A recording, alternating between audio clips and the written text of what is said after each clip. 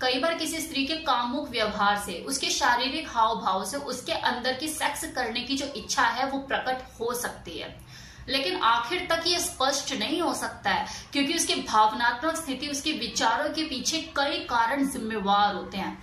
अगर भावनात्मक स्थिति की बात करें तो कोई स्त्री अगर आपके साथ इमोशनल लेवल पे कुछ ज्यादा ही अटैच्ड है तो ऐसा हो सकता है कि कभी उसके मन में आपको लेकर सेक्सुअल अट्रैक्शन भी पैदा हो जाए, जो बहुत ही नॉर्मल सी चीज है।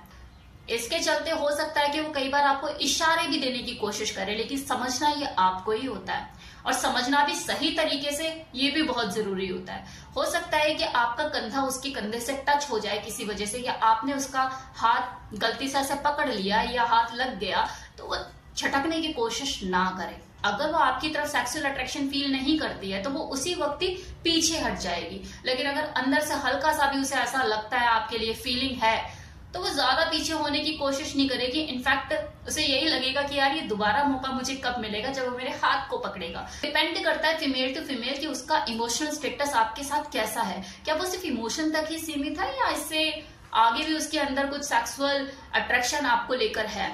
नाउ सेकंड पॉइंट, संबंधों की स्थिति, रिलेशनशिप स्टेटस। ये बहुत ही इंपॉर्टेंट रोल प्ले करता है दो लोगों के बीच में। अगर आप दोनों के बीच में संबंधों में मधुरता है तो ये किसी स्त्री का जो सेक्स के प्रति रुझान है वो बढ़ा भी सकते हैं, और वही संबंधों की कड़वाहट उसका रुझान सेक्स के प्रति खत्म भी कर सकते हैं। अगर आप दोनों के बीच में संबंधों में मधुरता है तो कोई स्त्री आपको सेक्स के लिए खुद से भी इशारे कर सकती है, आपको बिस्तर तक जाने में अपना पूरा सपोर्ट दे सकती है, और अगर संबंधों में खटास है तो वो आपसे पीछा छुड़ाने की कोशिश भी कर सकती है। हो सकता है कि जब आप उसके पास जाएं तो वो कुछ रिएक्ट ही ना करे। अगर आप उसके साथ कुछ करने की कोशिश कर रहे हैं तो बस ऐसी पड़ी रहे, कोई आपको रिस्पॉन्स ना करे। अगर आप इस स्थिति से गुजर रहे हैं तो यहाँ पर आपको ये बात समझने की जरूरत है कि किसी स्त्री के जिस्म को जबरदस्ती हासिल करना कोई मर्दानगी नहीं है। आपको चाहिए कि आप अपने संबंधों में मधुरता लेकर आए, उसकी नींव मजबूत करें, उसके बाद आगे सेक्स के बारे में सोचें।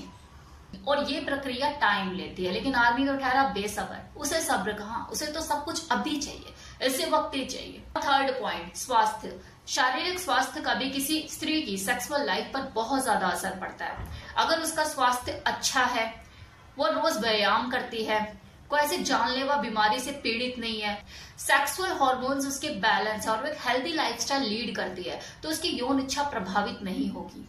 उसका इंटरेस्ट जो होगा सेक्स लाइफ के प्रति वो कम नहीं होगा।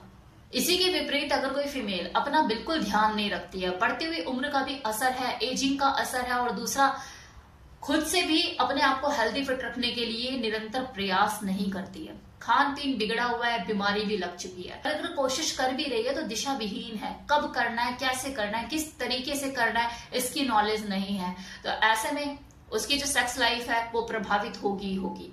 अंदर से मन करेगा भी ना कि हाँ मैं सेक्स करूं, लेकिन जो उसकी बॉडी है, उसका शरीर है, वो साथ नहीं देगा। खुद भी असंतुष्ट रहेगी, उसका जो पार्टनर है वो भी असंतुष्ट रहेगा। नाउ फोर्थ पॉइंट, सामाजिक सोच। जैसे कि इंसान एक सामाजिक प्राणी है, उसकी सोच पर दूसरों का असर पड़ता ही रहता है और जल्दी ही पड़ जाता है। कि मान लो कि कोई फीमेल 40 का आंकड़ा पार कर चुके तो वो 4 औरतों की मंडली में बैठ के गाना शुरू कर देती है कि अब तो यार मन नहीं करता, अब तो बच्चों की उम्र हो रही है, वो करेंगे, अब हम कहाँ। धीरे धीरे वो अन्य महिलाएं भी गिल्ट भावना से ग्रसित हो जाती है कि यार सेक्स करने की भी एक उम्र ही होती है और अब हमारी उम्र चली गई, अब तो बच्चों का टाइम है। और पता लगता है आगे जाके उसने कोई ऐसा संत महात्माओं के प्रवचन सुनने शुरू कर दिए और किसी मंडली की वो सदस्य बन गई, जिसका प्रभाव उनकी हस्बैंड की जो सेक्सुअल लाइफ है उस पर भी देखने को मिलता है। क्योंकि ना तो वो उसे मना कर सकता है क्योंकि कुछ गलत काम तो कर नहीं रही है, भजन कीर्तन में लगी हुई है, और ना ही वो उसे ये बोल सकता है कि तुम मुझे क्यों सता रही है।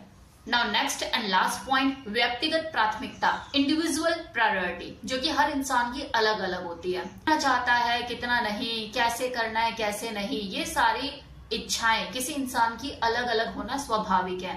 हो सकता है कि आपकी जो पार्टनर है वो शादी के टाइम जिस तरह से सेक्स करती थी अब उसका वैसे करने का मन ना करता हो। यह भी हो सकता है उसकी सेक्सुअल डिजायर पहले जितनी थी अब ना हो, तो उसकी चेंजिंग टाइम के साथ सेक्सुअल प्रायोरिटीज बदल गई और उसका आपके सेक्स लाइफ पर प्रभाव पड़ना लाजमी है। इसमें आप सिर्फ उससे बात करके, सलाह मशवरा करके, समझ के आगे अपनी सेक्स लाइफ कैसे रखनी है इसका निर्णय ले सकते हैं।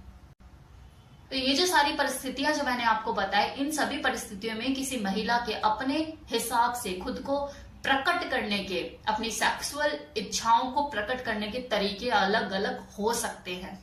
बेटर है कि अगर वो कोई इशारे करती है या कुछ बोलती है तो आपको अपने हिसाब से सही तरीके से उसके संकेतों को समझना है। कोई हबड़ा तबड़ी नहीं करनी, बल्कि समझदारी भरे उससे विचार विमर्श करके सेक्स में आगे बढ़ते हुए खुद को भी सुरक्षित रखना है और उसको भी सुरक्षित कराना है।